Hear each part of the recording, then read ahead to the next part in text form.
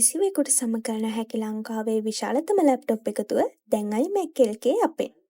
ඉතින් ඔබ අපි කවුරුත් දන්නවා අහිංසක තරුණ ජීවිතයක් මේ කැම්පස් නවක වදයේ හින්දා නැති වුණා කියලා සමාජ මාධ්‍ය පුරාම කතා බහට ලක් කරනවා.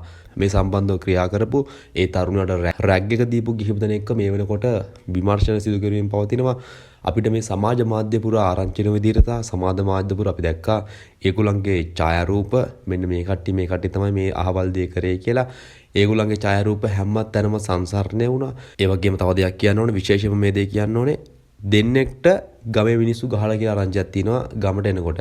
ඔය කැම්පස් ඇතුලේ රැඟුවට ගම් වලට ගියන් පස්සේ නිකන් හාලියෝ වගේ ඉන්නේ. ගම් වලින් කොන් වෙලා ඉන්නේ අතර මේ ඒගොල්ලෝ ඔය රංගනයුන්. එතකොට ගම් වලින් අවධානයක් ලැබිච්ච නැතිව ඉස්කෝල යන කාලේ කොනට වෙලා පාඩුවේ ගෑනු ළමයි එක්ක පාඩම් කරලා ගොඩ ගියවියෝ නූලෙන් කැම්පස් ආපියෝ තමයි ඔයගේ දයවල් වලට යොමු වෙන්නේ. මොකද ඒගොල්ලන්ට ලොකු දෙයක් රැක් කරනවා කියන එක. අර කෙල්ලෝ දෙන්න ආගියතක් නැහැ කියලා වාර්තා කරන කෙල්ලෝ දෙන්න ගැන තාම තොරතුරක් හොයාගන්න ලැබිලා නැහැ. අපි දැක්ක පොලිසියට ඒ ගැන කට උතර දෙන්න කිහිප දෙනෙක් ගිහිලා තිබුණා කැම්පස් එකේම. අයියලා ටිකක් කැම්පස් එකේ අයියලා ඉන්නේ දැන්. චණ්ඩි අයියලා ටිකක් ගිහිලා තිබුණා.